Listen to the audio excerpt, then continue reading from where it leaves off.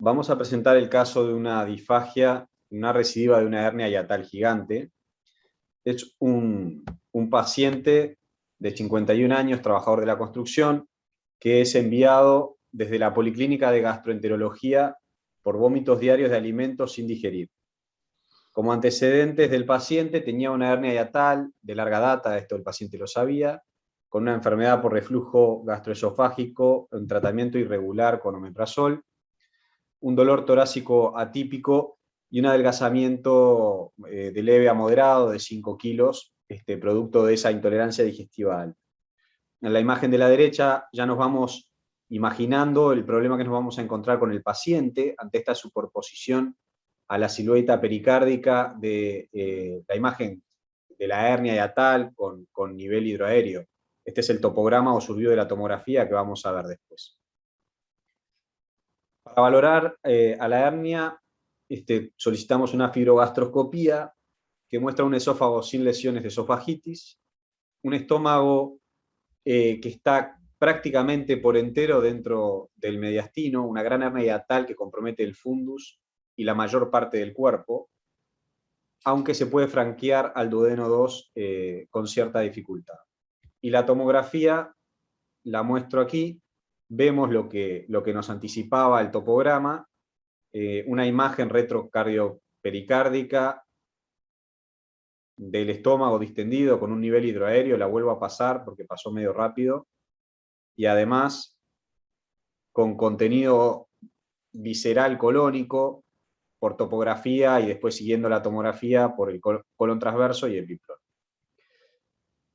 Por lo tanto, me quedo con estas dos imágenes, una hernia hiatal grande, gigante, tipo 4, con contenido de colon transverso, estómago, casi todo él, y epiplón. Solicitamos un esófago gastroduodeno, el mismo nos muestra, nos evidencia este estómago de gran tamaño, distendido y parcialmente volvulado dentro del mediastino, casi por entero encima del diafragma, aunque presenta pasaje a duodeno. Y pasamos a las preguntas. Este es un paciente con una hernia hiatal muy grande y uno presupone que va a tener un defecto hiatal grande. Entonces, la pregunta es qué cirugía proponemos en este paciente, si realizar una funduplicatura y un cierre del hiato mediante rafia, una segunda opción de una funduplicatura o hiatoplastia con algún tipo de malla, u otro tipo de cirugía. Bien, iniciamos la votación. La primera pregunta del último caso clínico. Están las tres opciones.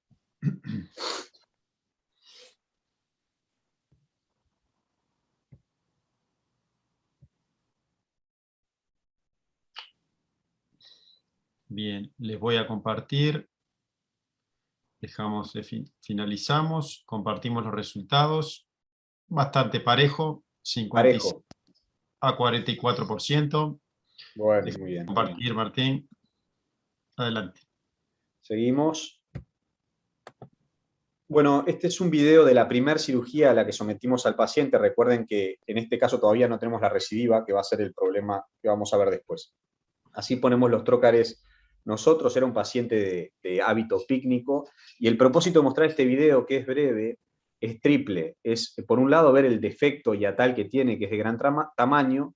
Por otro lado, el contenido de la hernia, que como vemos es epiplón, mucho epiplón, el colon transverso, que fue la víscera que redujimos primero, y después casi todo el estómago. Y luego mostrar algunos pasos de la técnica como la hacemos nosotros habitualmente y cuáles son los principios que intentamos cuidar para evitar la recidiva. Empezamos abordando el pilar derecho, del diafragma, con sellador vascular. En este caso usamos el bisturí armónico, con la idea de resecar todo el saco, uno de los preceptos que sabemos es importante para evitar la recidiva herniaria y para lograr un correcto descenso del estómago con la menor tensión posible, y realizando de esa manera una adecuada disección mediastínica. De esa manera restablecemos una continuidad del esófago intraabdominal. Y quería detenerme en esta imagen, que es el final de la disección, con el pilar derecho, el diafragma, y el izquierdo teñidos en color rojo, el esófago en verde, reconstruimos el esófago abdominal, acá estamos traccionando mediante una sonda Nelaton, y respetando el nervio vago para evitar los problemas que pueden deberse por el retardo de vaciamiento gástrico, debidos a la lesión del mismo nervio, ¿no? Debido a problemas técnicos no pudimos grabar el resto de la cirugía, hubo un problema técnico con el pendrive, simplemente le sacamos alguna foto del celular. Esta es la manera con la que nosotros cerramos el diafragma en esta cirugía, le hicimos una rafia con un hilo irreabsorbible de tibón 2 ceros, multifilamento, los pilares del diafragma llegaban de buena manera y no se desgarraron, por lo cual no le pusimos una malla. Esta cirugía fue en agosto del 2020, del año pasado, y el paciente estuvo 5 meses bien. Comía bien, sin problemas de intolerancia digestiva alta, hasta que en enero de este año comienza con disfagia y vómitos, ¿no? Cosas que no habitualmente se dan juntas, pero en este caso sí. Y un adelgazamiento de otros 5 kilos más, alterando significativamente, especialmente la disfagia, la calidad de vida del paciente, que sin embargo por el tema del COVID no consultó enseguida y demoró un par de meses en consultar, por lo cual vino hacia nosotros en marzo de este año. En ese momento, para valorar esa disfagia, solicitamos una endoscopía que les muestro, un cardias que es franqueable con facilidad, hasta que nos encontramos con este tabique, entrando a una especie de bolsón o de receso gástrico, y luego por la otra luz, sí, efectivamente, hacia el cuerpo y el antro que tenían alimentos en su interior. En esta retroversión de la endoscopía vemos la funduplicatura que estaba armada todavía. Y me quería quedar con esta imagen que hace el endoscopista en la sala de endoscopía, contando con radioscopía en el mismo procedimiento, porque nos anticipa el problema que nos vamos a enfrentar. Un esófago dilatado, un fundus por encima de una funduplicatura que sigue continente. Al mismo tiempo, para terminar de valorar al paciente, solicitamos una tomografía y quería que se fijaran en la diferencia entre la tomografía de agosto del año pasado y la de marzo de este año. Si bien tiene una recidiva que marco acá con el puntero, esa recidiva es de pequeño tamaño, con la mayoría del estómago y todo el colon en situación intraabdominal. Pongo de vuelta porque el video pasa un poco rápido. Acá está el esófago, es una recidiva paraesofágica lateral.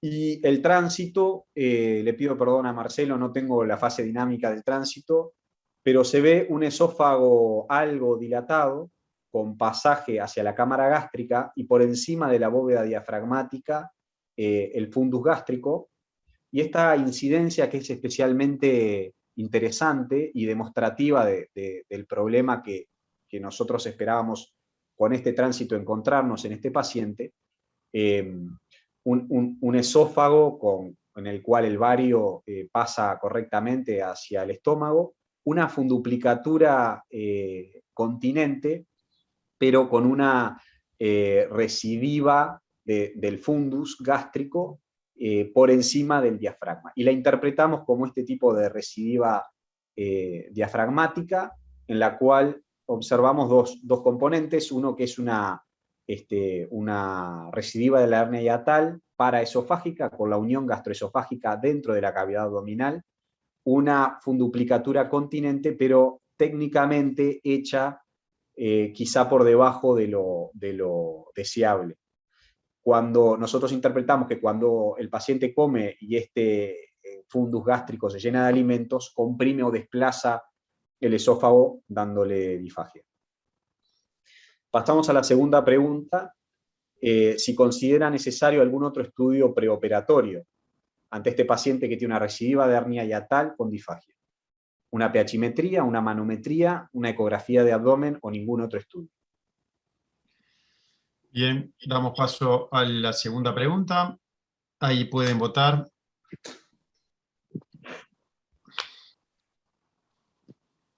Estamos frente a un paciente entonces con una disfagia posoperatoria en una recidiva, una hernia hiatal. Bueno, vamos a finalizar la votación. Compartimos los resultados. La gran mayoría del auditorio no realizaría ningún otro estudio preoperatorio. Seguimos, Martín. Muy bien, seguimos con las preguntas porque sabemos que, o sea, el planteo probablemente sea el de operar este paciente y ahora la discusión centrarla en si al reparar el hiato, el defecto hiatal, colocarle una malla o no. Bien, iniciamos la tercera pregunta. Como vieron, era una recidiva parcial del defecto, mucho más chica que la inicial, y a nosotros nos generó la duda en el preoperatorio. Bien, esta salió de las más parejas de todas, 50% sí y 50% no. Muy bien. Así que por suerte nos van a ilustrar después los tres especialistas, Martín. Seguimos. Y la última pregunta, con respecto a la funduplicatura, tomando en cuenta que ese exceso o excedente del fundus puede tener que ver con la disfagia del paciente, ¿qué conducta o qué técnica quirúrgica adoptaría? Si reanatomizar y reconfeccionar la funduplicatura, si hacer una gastroplastia de colis con máquina resecando el fundus gástrico excedente, demoler la funduplicatura exclusivamente en el entendido que el problema del paciente es la disfagia, o realizar un bypass gástrico. No era un paciente obeso, era pícnico, pero no obeso. Bien, esta es la última pregunta de todas.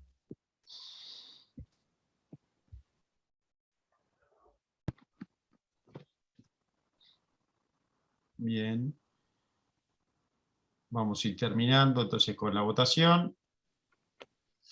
Y les muestro los resultados. Un 88%, Martín, haría reanatomización y reconfección de la funduplicatura. Bueno, eso fue nuestra idea también. Paso a mostrarles el video, dura unos minutos nomás. Lamento si se ve entrecortado. Bueno, en el video esperábamos encontrar, y de hecho así pasó, una gran área inflamatoria en el hiato. Sabemos que estas cirugías pueden ser difíciles, con una morbilidad no despreciable. Hay autores que dicen de hasta un 20% de morbilidad, porque acá se da conjunción del esófago, el estómago, el vaso, el hígado, y hay bastantes adherencias. Nos sirven de reper los hilos que estaban en la funduplicatura previa, etibondoceros, que estaban adheridos a la membrana frenoesofágica, y comenzamos la disección por el lado donde veíamos nosotros, tanto en el tránsito como en la tomografía, la recidiva. El pilar izquierdo del diafragma, liberándolo de la membrana frenoesofágica y reintroduciendo el fundus a la cavidad abdominal. Teníamos la premisa doble de que el paciente había que solucionarle su problema principal, que era la disfagia, y de no provocar más lesiones ni perforaciones en el paciente. Ahí logramos reintroducir el fundus excedente y procedemos a reanatomizar la zona. Quiero mostrar en este momento en azul se ve el esófago y el estómago, y en naranja la valva izquierda, hemivalva izquierda y la valva derecha de la funduplicatura previa. Así que con tijera pasamos a cortar los hilos de sutura previo. Recordamos que en la funduplicatura los puntos son gástricos, entonces es un momento sensible de la cirugía donde tenemos que cuidar, evitar la perforación esofágica. Y acá, bueno, al desarmar la valva derecha, vemos que de alguna manera estaba plegado el fundus gástrico y capaz con algo de cuerpo. Eso voy a detener un segundo, voy a ir para atrás, porque capaz pasó muy rápido. Probablemente haya un defecto técnico ahí en el cual nosotros hicimos la funduplicatura por debajo.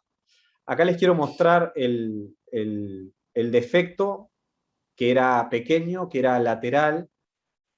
En amarillo se ve el hiato diafragmático. Disculpas.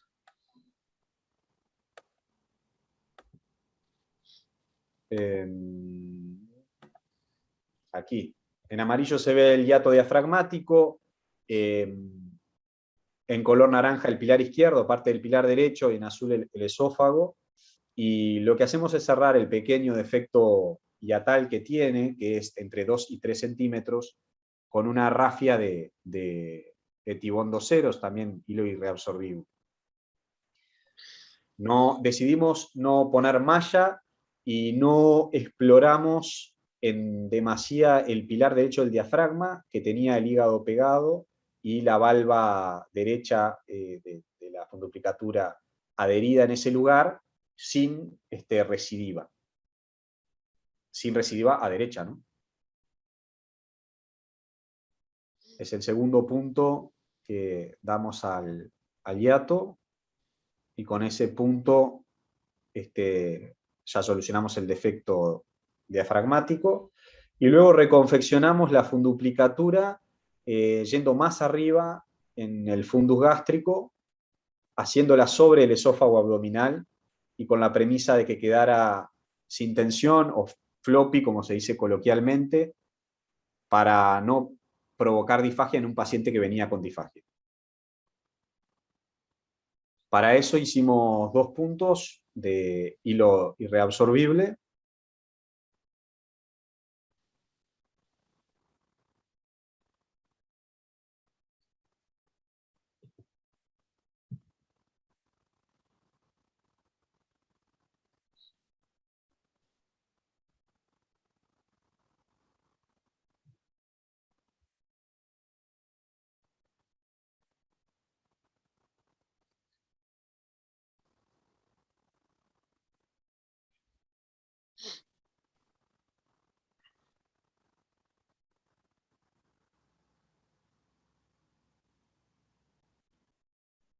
Y observamos de esa manera cómo queda la funduplicatura, que no haya lesiones esofágicas, una funduplicatura floppy, y un cierre del hiato diafragmático que tampoco estenose el esófago. Y para asegurarnos de eso solicitamos endoscopista en sala, y terminamos la cirugía con una visión endoscópica que descartara la estenosis tanto a nivel del cierre del hiato diafragmático como una eventual perforación esofágica o gástrica, que no tuvimos. El paciente evolucionó en forma favorable, sin disfagia, siendo dado de alta al segundo día posoperatorio, con un control en policlínica a los 7 días, tolerando adecuadamente la alimentación. Muchas gracias. Muchas gracias, Martín. Vamos a dar lugar a la última ronda de los comentarios. Vamos a empezar con Federico. Después de que comente Marcelo y Pablo, Federico nos va a mostrar al final un material que preparó para hoy, bien cortito. Fede, te damos la palabra entonces. Bueno, muy desafiante el caso. Por favor, Nico, mira el reloj y cortame, porque yo puedo estar un día hablando de esto, porque realmente es un tema que me apasiona y que al mismo tiempo me genera una gran frustración. Hoy hablaba por teléfono con Marcelo a la tarde y le decía que de cada 10 hernias hiatales gigantes me recidían 11. Y la verdad es que uno tuvo la suerte de formarse en esta cirugía con gente de muchísima experiencia y que ha generado la data a nivel mundial, como Phil Donahue, como Marco Patti, como el grupo de Pellegrini. Y uno ve cómo lo hacen allá, viene, lo reproduce acá, y la verdad es que los resultados son pésimos. La tasa de recidiva es altísima, y cuando uno cree que viene muy bien, porque ya pasaron 1 o 2 años y el paciente no dio problemas, aparecen a los 5, a los 6, a los 10, y a medida que se va alejando, siguen apareciendo abajo las baldosas los pacientes con recidiva. El problema de la recidiva no está en el reflujo. En la era de los inhibidores de la bomba se acabó el problema cuando es recidiva con reflujo. El problema es justamente estos pacientes con disfagia, que en general este es un paciente joven, pero en general son pacientes añosos, que vienen con disfagia y que ya hasta por edad tienen un esófago castigado. Entonces, por más que uno los repare, va a ser un problema. Yendo puntualmente al caso pero que no puede dejar de mencionar eso, es con respecto a la indicación, creo que está bien, que estuvo bien indicada la cirugía, si bien si después queda tiempo podemos hablar de algunos datos curiosos respecto a la indicación, pero bueno, asumimos que tenía reflujo, que tenía dolor, o sea que puede ser. No, dijeron que no era obeso, pero realmente tenía mucho epiplón, mucho contenido graso en el momento de la reducción. Yo a ese paciente, sin que baje 10 o 15% de su exceso de peso, no lo llevo a quirófano, porque está condenado al fracaso, o en su defecto, me planteo un eventual bypass como cirugía, y no solo la reparación de su hernia de hiato, aunque no es fácil porque es técnicamente desafiante. El segundo punto es que siempre que se puede y se dispone, es deseable que en esta cirugía haya estudios funcionales esofágicos previos, tanto manometría como pechimetría. Si bien no nos cambia la conducta, cuando se nos presentan luego con disfagia, tenemos algo en el preoperatorio y sabemos cómo se movía ese esófago. Con respecto a la cirugía, hay una parte que no la pudimos ver, entonces no sabemos exactamente cuán arriba se fueron las disecciones esofágicas, que es deseable que haya un muy buen esófago abdominal, más que en ningún caso en estas hernias hiatales grandes, para evitar la tracción que es clara.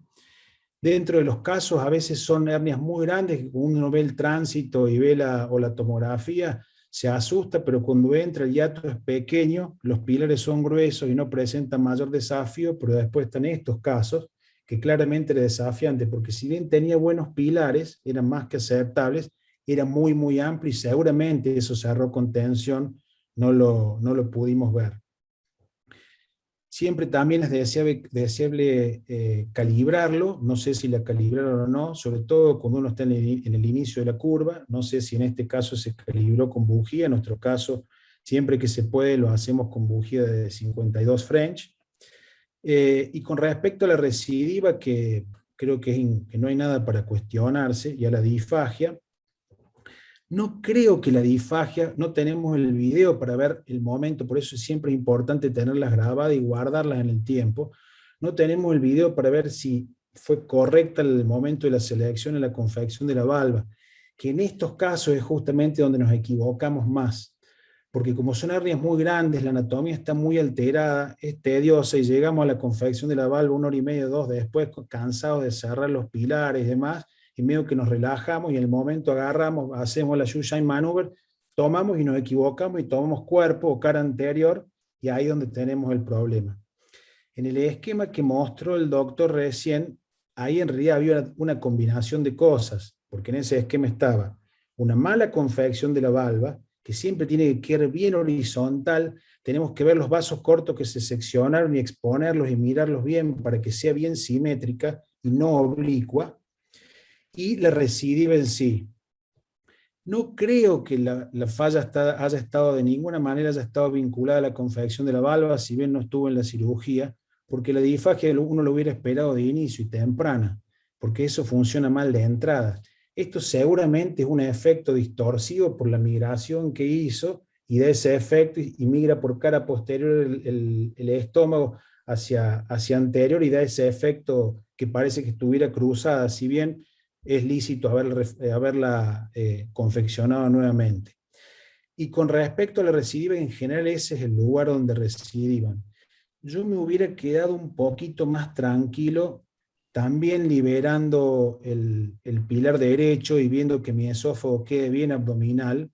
El hígado nunca es un problema ahí, sangra, pero nada más. El único problema es la cava, pero uno puede entrar con tranquilidad, se guía por los puntos de Etibon como guía para disecar bien los pilares, porque si hace falta es una oportunidad buena para volver a subir hacia el esófago y volver a traer todo hacia abajo, porque tenemos que tratar de no fallar y de que esta sea la última. Con respecto a me parece muy bien la utilización de la endoscopia intraoperatoria, y con esto voy cerrando. Con respecto a malla sí, malla no, estoy de acuerdo que si quedaron conformes en la primera cirugía, la cirugía original, ya cada vez tenemos más evidencia de que la malla tiene un valor relativo y es más moral. Si en la primera cirugía quedaron conformes, me parece bien en honor a los costos altísimos que tienen las prótesis biológicas en que no hayan utilizado malla, y eventualmente guardarla para la recidiva. Pero a su vez, en este caso, la recidiva aparentemente fue pequeña. Insisto, a mí me hubiera encantado que la disección sea circunferencial completa, que baje totalmente la valva para poderlo calibrar nuevamente y ahí ver bien exactamente el tamaño y no reducirnos a los puntos esos anteriores. Pero bueno, es algo en lo que hay que estar ahí para juzgarlo. Y con respecto a malla en general, en la recidiva optamos por utilizar la malla por una cuestión más moral, porque todos le van a preguntar, ¿te pusieron malla? Pero realmente no estamos absolutamente convencidos del valor de esto y la evidencia hasta ahora en la literatura parece ir más hacia que tiene un valor más que relativo. Muchas gracias, Federico. Muy cortito nomás, les digo, no fue en ese caso el tema del pendrive, se desconectó el equipo de stores de la máquina y la torre teóricamente demora 15 o 20 minutos, no sé por qué en ese caso, nos dijeron que teníamos que esperar como 20 minutos y vino la ansiedad de todo el equipo quirúrgico del cual yo participaba, trajimos la torre vieja que no tiene para grabar. Entonces las grabaciones que tenemos son de celulares con pésima calidad y por eso es que no lo mostramos porque nos dio vergüenza mostrar ese video, si bien era una de las partes más importantes. Pablo y Marcelo. Pablo, seguimos contigo. No, Marcelo creo que le toca segundo y creo que cierra Pablo. Dale, Pablito. El que quiera. Bueno, como quieras, gracias Marcelo. Bueno, un caso muy interesante, una complicación frecuente. Simplemente para comentarles, yo tuve la suerte de pasar una temporada con Pellegrini y Oschlager en Washington, en la Universidad de Seattle, y estas cirugías las hacían frecuentemente, eran medio un centro de referencia para esto. Y nada, comentarle que eran cirugías de 4 o 5 horas. Se pasaban 4 o 5 horas sin ningún apuro, anatomizando toda la región, disecando el esófago bien alto. Eran cirugías realmente bastante complejas y en aquel entonces, fue en el 2011, estaban haciendo estudios prospectivos respecto a malla sí, malla no, y las conclusiones no fueron muy contundentes, como dice Federico, y todavía no hay una posición tomada muy contundente al respecto. Con respecto a...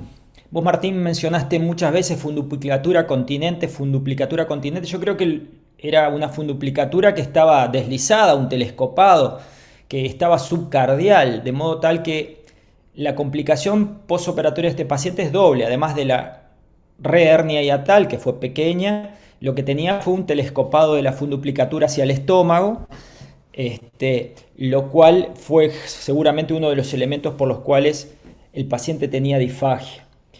Con respecto a los estudios funcionales, creo que cada vez que operamos una cirugía funcional como esta, es importante tener estudios funcionales preoperatorios, tanto de la motilidad del esófago como la confirmación de la enfermedad por reflujo gastroesofágico, o sea, manometría y pHmetría, porque estos esófagos con estas alteraciones crónicas pueden tener importantes alteraciones funcionales, y la disfagia, en el tratamiento de esta patología cabalgamos entre disfagia y reflujo y no sabemos bien cuál es la medida justa de nuestra terapéutica. Por lo tanto, lo mejor que podemos hacer es tener todo documentado en el preoperatorio y si tenemos problemas en el postoperatorio, redocumentar para ver cuál es el problema que tenemos. Si le hicimos un NICE en un paciente con una alteración funcional del esófago, por ejemplo, ahí tendríamos la respuesta a nuestros problemas. Y otro comentario más para dejarle finalizar a Marcelo. Nosotros la experiencia que tenemos en cirugía del hiato, la mayoría de los pacientes que operamos son este tipo de hernias grandes. Lamentablemente operamos poco enfermedad por reflujo con esas hernias chiquitas que se operan en el mundo, y este es un tema para otra discusión con los gastroenterólogos, quizás será en un ateneo conjunto, porque operamos más hernias por alteraciones anatómicas, por tamaño, por vólvulo, por dolor, que reflujo gastroesofágico. Per se, hernias chiquitas, esas que nos gustan hacer a todos, rapiditas. De modo tal que creo que es un tema importante. Y como último punto, simplemente decirlo, Federico lo insinuó ahí, nosotros generalmente ahora, dado el alto porcentaje de recidiva que tenemos con estos pacientes, si el paciente es obeso, hablando con el paciente y sometiéndolo a la misma preparación y conceptual de la cirugía bariátrica, optamos por hacer la hiatoplastia y un bypass gástrico si el paciente lo acepta y es un paciente con un índice de masa corporal más de 30. Nada más. Marce, lo último y dejamos a Federico entonces que nos muestre ese videito que tiene. Bueno, nada, comparto totalmente lo que dijeron, no operar nunca a estos pacientes sin tener una evaluación funcional. Es la herramienta que tenemos primero, para definir la conducta que vamos a tomar, y segundo, frente a las complicaciones, es nuestra documentación de que el paciente no lo tenía antes que lo operáramos. En cuanto a la cirugía inicial, en esos hiatos tan grandes, yo tengo laudado ya que malla en el hiato, me tienen que poner un cuchillo en la garganta y ponerme la malla, porque si no, no voy a poner nunca. Prefiero la recidiva antes que la extrusión hacia el esófago de una malla, o la inclusión de la malla en el esófago. Tuve la desgracia de vivir 2 pacientes con mallas migradas al esófago. Una fue un posoperatorio tortuoso y el deceso de la paciente en el posoperatorio inmediato, y la otra fue una paciente que terminó en una esofagectomía con una fístula mediastinal y deceso como a los 45 días después de múltiples reintervenciones, por lo cual malla en el hiato no fueron pacientes mías, participé de esos pacientes. Ustedes saben que no tengo ningún prurito en decir cuando los pacientes son míos y que van mal, también se los cuento porque me parece que es importante, pero bueno, Perdón, Marcelo, a raíz de eso. me parece que es importante que digas qué mallas se habían puesto en esos 2 casos. Bueno, una era una malla de polipropileno y la otra era una malla una de PTFE. Pero yo sé que las mallas biológicas ahora tienen mejor calidad, pero realmente el costo, creo que no, desde mi punto de vista, me cuesta todavía adaptarme y pensar que voy a poner una malla en el hiato. Lo que hago habitualmente es, cuando tengo esos hiatos tan grandes, sin duda que la disección del saco, anatomizar bien, tener la reducción completa del saco con la exposición como mostró Martín.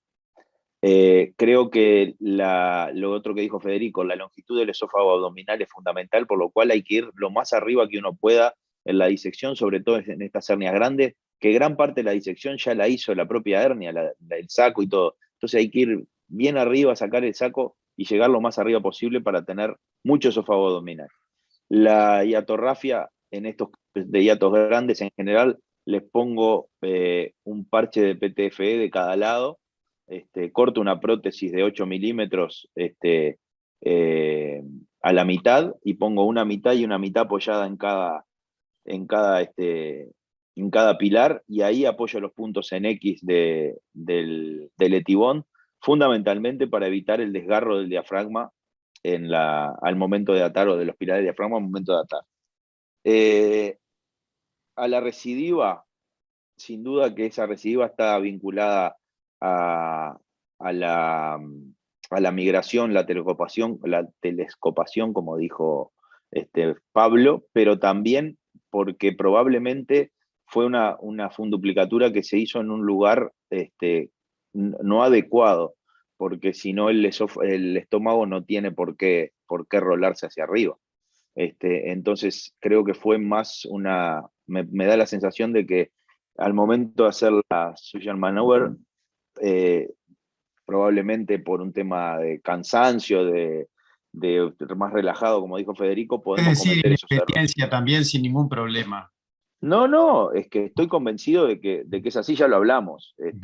Creo que igual con experiencia también eso pasa, y lo otro que siempre hago es la sección de los vasos cortos. Nunca hago Nissen Rossetti, porque creo que en este paciente que tiene una hernia grande, tal vez los vasos cortos están tan elongados que me permite hacer una valva completa sin tensión, pero igualmente a mí me gusta verle de los 2 lados que tengo cortado, lustrar bien el esófago por detrás. En la recidiva, lo mismo, una reanatomización circunferencial total, por derecha y por izquierda. Nosotros habitualmente empezamos por izquierda, desde ya hace bastante tiempo que cambiamos.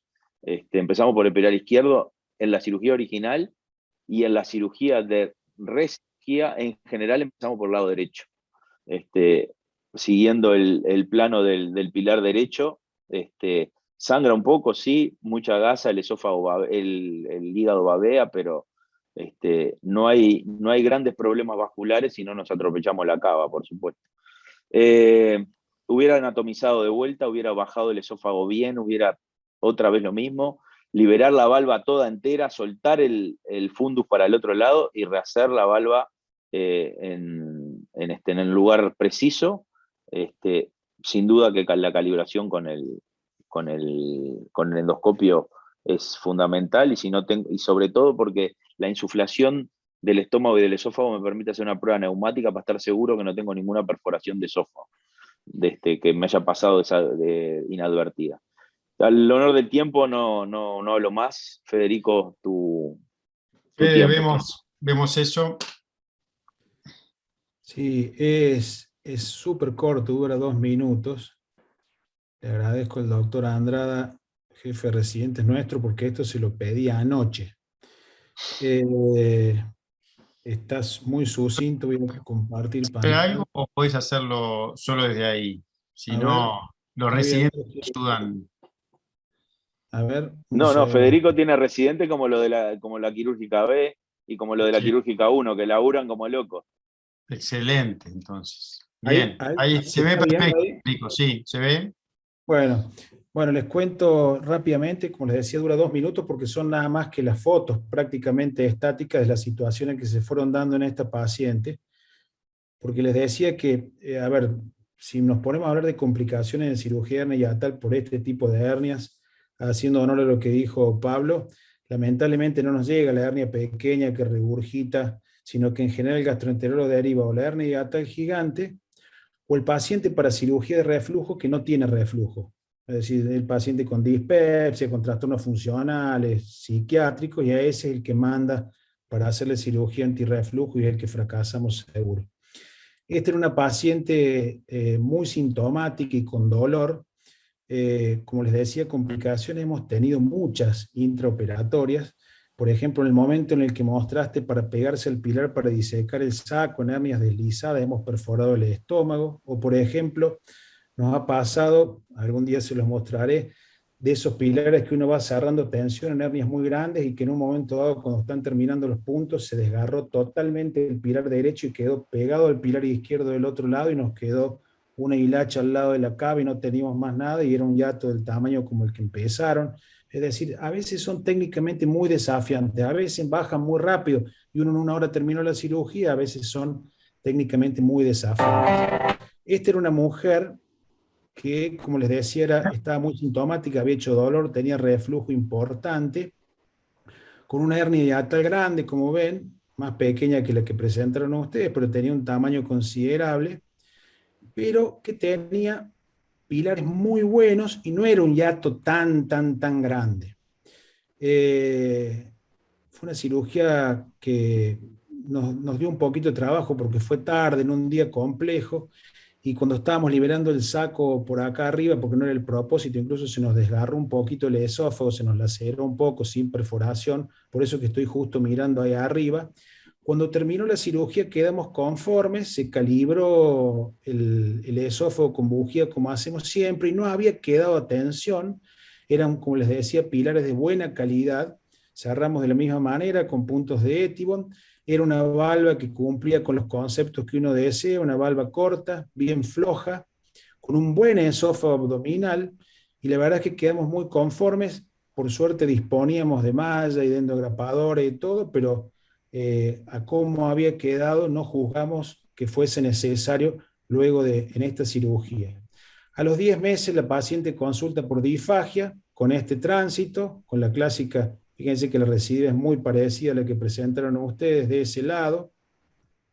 Y si ven en la aplicatura anterior, estaba bien elegido el lugar, era corta, no había mucho espacio, pero sin embargo recidivo, o al menos no tenemos algo para juzgarnos en ese sentido.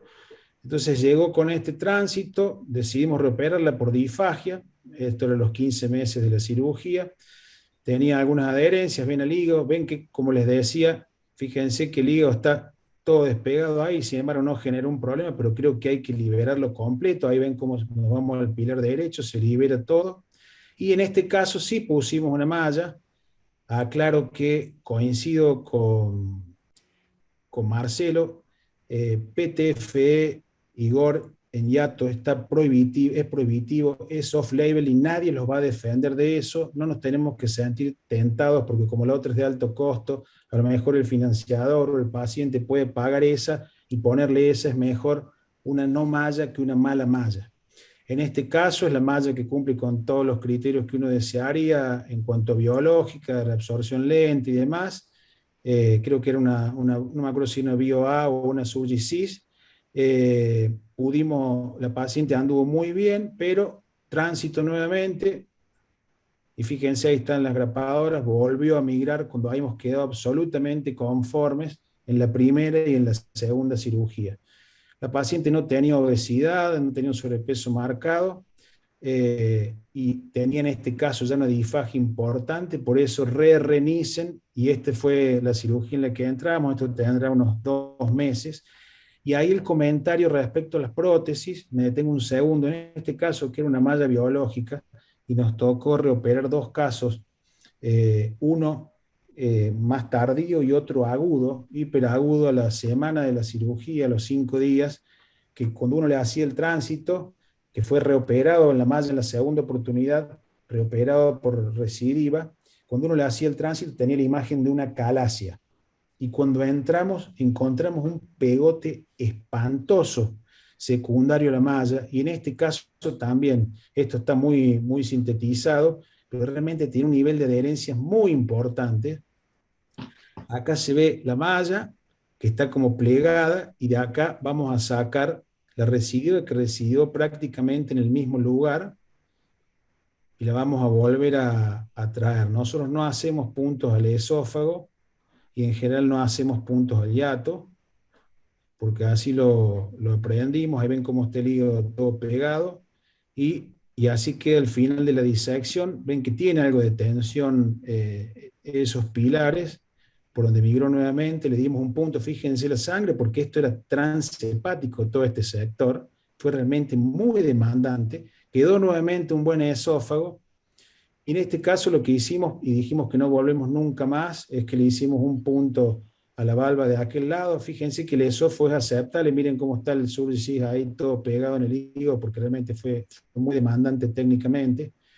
La paciente evolucionó bien y esperamos que realmente no falle en esta oportunidad, pero era simplemente un ejemplo en 2 minutos para adelantarles lo que les viene a ustedes de acá unos meses con el paciente que recién presentaron. Ojalá que me equivoque. Esperemos que no. Excelente, Federico. Excelente el video, buenísimo. Bueno, gente, yo los quiero agradecer a todos, fundamentalmente a Federico por el tiempo, a Marcelo, a Pablo y a todos los que participaron.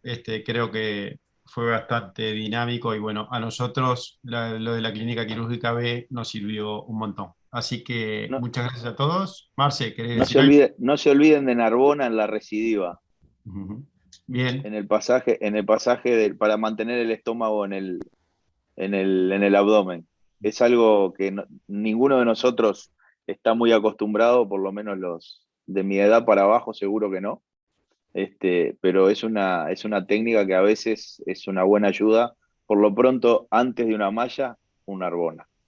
Bien, no sé si Pico, si querés, Canesa, si querés decir algo más, pero si no, no, solamente, Nico, sí. quería agradecer los aportes de los 3 comentadores, que realmente reflejan una vasta experiencia que les permitió captar en presentaciones muy rápidas y opinar en forma muy precisa sobre problemas que son realmente complejos y que son muy raros para los cirujanos generales que no nos dedicamos especialmente a la cirugía esófago-gástrica, ¿verdad? O sea que digo, aprendimos mucho y por eso les quería agradecer.